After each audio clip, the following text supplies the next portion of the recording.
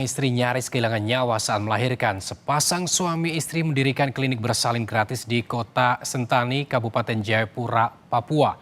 Selama 7 tahun beroperasi, klinik sudah melayani 954 persalinan serta hampir 6.000 pemeriksaan dan pendampingan kesehatan gratis. Sepasang suami istri di Kota Sentani, Kabupaten Jayapura, Papua memilih jalan hidup untuk pengabdian. Adalah Ronald dan istrinya Rachel yang pernah nyaris kehilangan nyawa saat proses persalinan pertama. Niat itu menemukan jalan ketika Ronald dan Rachel dipertemukan dengan Robin Lim atau yang dikenal Bunda Robin, bidan dan aktivis kemanusiaan pendiri Yayasan Bumi Sehat. Di awal beroperasi, Klinik Angel Hiromi Bumi Sehat Papua hanya memiliki 5 bidan dan 1 ruang persalinan dengan fasilitas sederhana.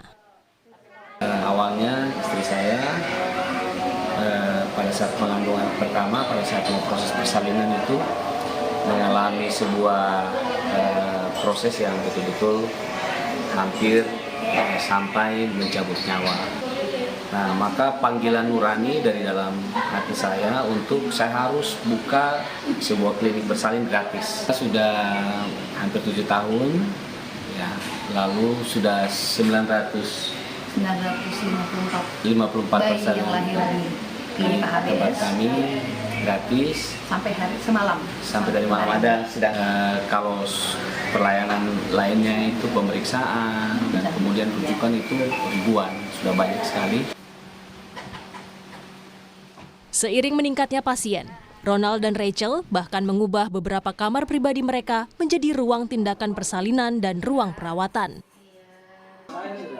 Tak hanya melayani mereka yang tinggal di Sentani, klinik ini juga menerima pasien dari berbagai wilayah mulai dari Jayapura hingga daerah pesisir dan pegunungan. Vindi Rakmeni, Kompas TV, Jayapura, Papua. Saudara, puluhan orang mengaku menjadi korban arisan bodong hingga mengalami kerugian total hingga 7 miliar rupiah di Samarinda, Kalimantan Timur.